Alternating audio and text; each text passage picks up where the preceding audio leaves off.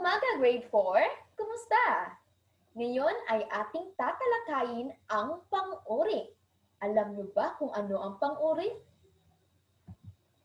Kapag nakakita kayo ng isang bagay o tao, ano ang napapansin ninyo agad? Halimbawa, tingnan ang mga larawan. O nakakita na ba kayo ng totoong chocolate hills or Banawi rice terraces? Ano ang masasabi nyo sa mga larawan na ito? Magaling! Tingnan nyo, ito ay maganda, nakakamangha, at matataas yung mga bundok. Yung mga salitang maganda, mataas, pangit, mabait, maliwanag ay mga salitang pang-uri. Ibig sabihin, ito ay mga salitang naglalarawan o nagbibigay turing sa mga pangalan o panghalip. Halimbawa, kulay. Ano ang kulay ng gunting na ito? Ito ay kulay asul. Magaling. Ito naman, kapag bilang o ilan ang poster paint na hawak ko. Pakibilang nga. Okay, 3. So, ibig sabihin, 3, 1, 2, 4, yun ang mga pang-uri na bilang. Okay? Tapos, dami. 1 kilo, 2 kilo, 3 kilo. At ito naman, hitsura. Okay? Maganda. Ikaw ay maganda. Ikaw ay guwapo. Ang grade 4, ang mga mag-aaral sa grade 4 ay magaganda at guwapo. Totoo ba yan, grade 4? Totoo. Tapos laki, mataas, maliit, hugis, parisukat, o ito. Ano ang hugis ng scotch tape na ito? Ito ay bilog. Tama, magaling, grade 4. At may 2 uri ang pang-uri. Una, panglarawan. Ito ay nagpapakilala ng pangalan o panghalip. Ang tawag sa mga salitang naglalarawan ng katangian, halimbawa, mabait, masipag, matulungin. Yan ang mga pang-uring katangian. Tapos kulay, halimbawa, asul, berde, puti. Tapos lasa, mapait, matamis, maasim. Anyo, malaki, mataas. Tapos yung hugis, bilog, parisukat, tatsulok. Tapos yung laki. Yan ang mga halimbawa ng pang-uring panglarawan. Naintindihan ba? Magaling, grade 4. At ang pangalawang uri ng pang-uri, ito ay pamilang. Ibig sabihin, nagpapakilala ng bilang, halaga o dami ng pangalan o panghalip. Halimbawa, marami. Marami kaming kumakain ng ice cream. Mga, 3, kalahati, meaning 1/2. 7, buo. Pangalawa, 100 or 100. Okay? Yan ang pangalawang uri ng pang-uri. Ito ay pamilang. Ibig sabihin, nagbibilang ka. Okay? Ano ang 2 uri ng pang-uri? Okay, magaling. Ngayon naman, ay may kaantasan ang pang-uri. Una, lantay. Okay? Ibig sabihin, lantay, naglalarawan ng isang pangalan o panghalip. Pero ito ay simple lamang. Halimbawa, si Eric ay matangkad. Si Chessa ay maganda. Si Crixus at si Rumar ay gwapo. Oh, yan ang halimbawa ng lantay. At ang pangalawa naman ay pahambing. Naghahambing sa 2 o higit pang pangalan o panghalip. At ginagamitan ito ng mga salitang mas, lalo, parehong, di gaanong, magkasing, at magsing. Halimbawa, mas matangkad si Ben kaysa kay Eric. Ibig sabihin sa pahambing, tumutukoy ito sa dalawang pangalan na naghahambing ka. So in English, you compare the two nouns. Okay, very good. At magkasing tangkad sila ni Ana. Okay? Or magkasing bait sina Rumar at si MJ. Totoo ba yun? Okay. Yun ang pahambing. Ngayon nga, magbigay kayo ng halimbawa ng pahambing. Magaling. Grade 4. At ito naman, ang pangatlong uri or kaantasan, rather, pangatlong kaantasan ng pang-uri. Ito ay pasukdol. Katangiang nangingibabaw sa lahat ng pinaghahambingan. Halimbawa, pinakamatangkad sa klase si Ellie. Pinakamaganda sa klase si Ana. Pinakamatulungin si Venice sa grade 4. Okay? Ubod ng bait si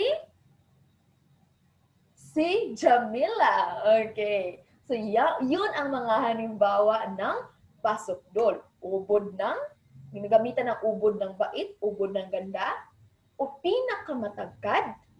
Okay? Yan ang halimbawa ng pasukdol.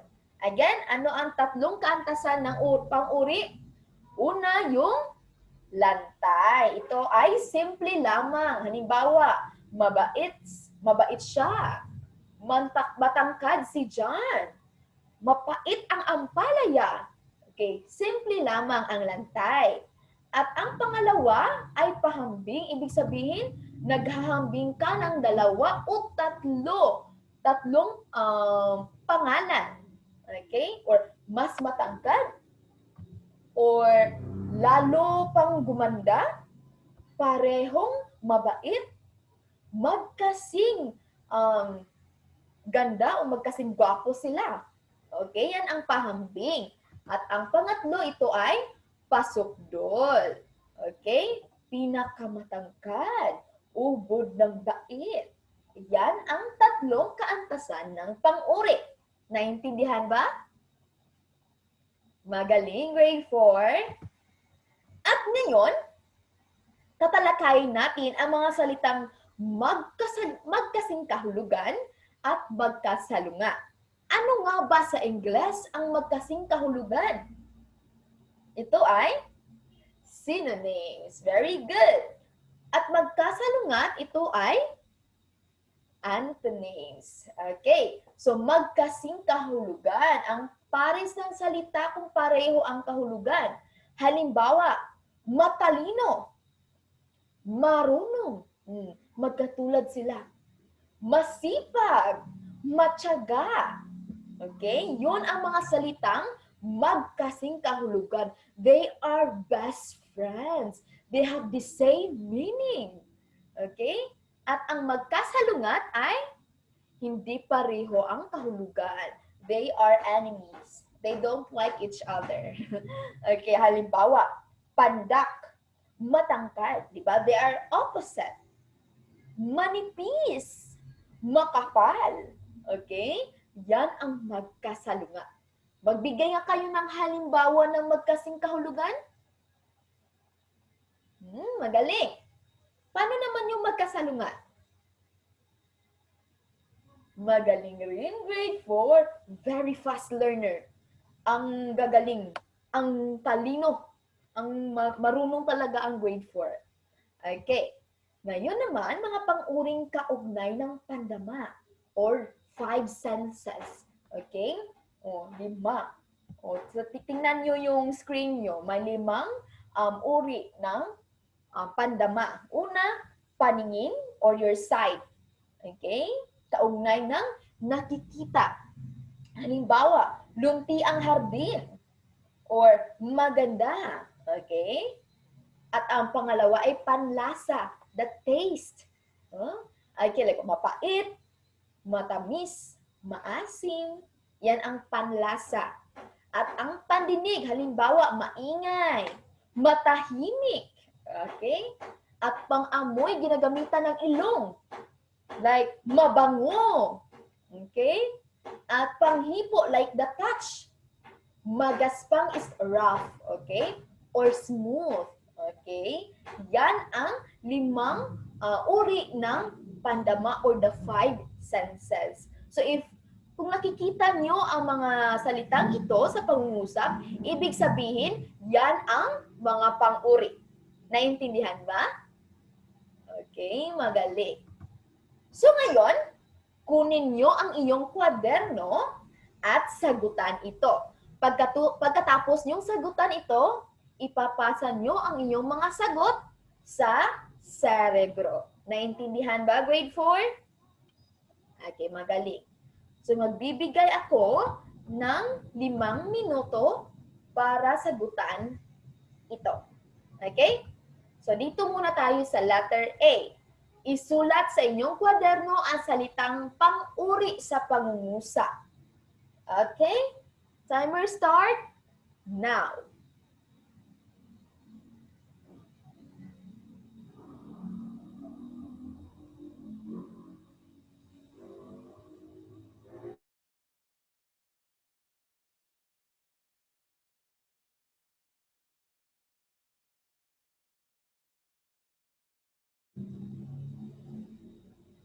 Okay, dito naman tayo sa B.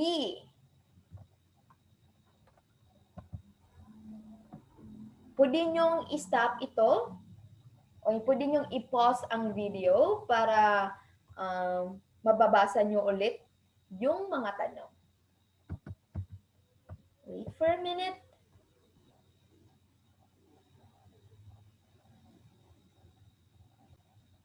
At ngayon, dito naman tayo sa B. Lagyan ng MK ang pares ng salita kung ito ay magkasing kahulugan. MS naman ang iyong isusulat kung ito ay magkasalungat. Okay, halimbawa, number 1. Gusto kong kopyahin nyo ito sa iyong kwaderno. Okay? Maganda, pangit.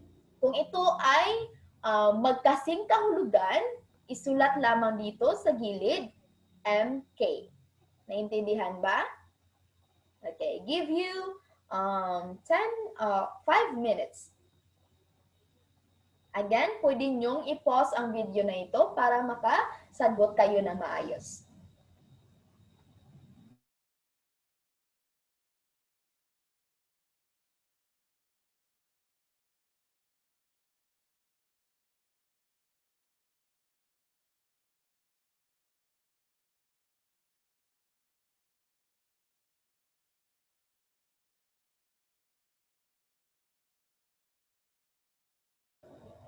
Okay, ngayon naman ay punta tayo sa C. Isulat kung lantay, pahambing o pasukdol ang kaantasan ng pang-uring may salungguhit. Okay? Halimbawa, number 1, sariwa ang mga manok na itinitinda sa palengke. Ang salitang may salungguhit dito, tingnan nyo ang arrow, ito ay sariwa. Okay. Sariwa, ito ba ay lantay, pahambing o pasukdol? At ang pangalawa naman, napakainit ng klima sa Tugigaraw. Okay.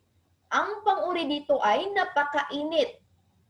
Ito ba ay lantay, pahambing o pasukdol? At ang pangatlo naman, ang magpinsan ay magkasinliit. Magkasinliit, ito yung pang-uri dito. Ano ba ito? Ito ba ay lantay, pahambing o pasukdol? At ang pang-apat naman, maayos ang sulat niya sa pisara. Ang pang-uri dito ay maayos. Ito ba ay lantay, pahambing o pasukdol? Okay. At ang pang-5, si Delia ay ubod ng bait. Ubod ng bait, yan ang pang-uri dito. Ito ba ay lantay, pahambing o pasukdol? Again, number 1, ang pang-uri dito ay sariwa. Yung pangalawa naman, napakainit. Yung pangatlo, magkasinliit. Yung pang-apat, maayos. At yung panglima ay ubod ng bait. You classify those adjectives into lantay, pahambing, o pasukdol. Okay, go.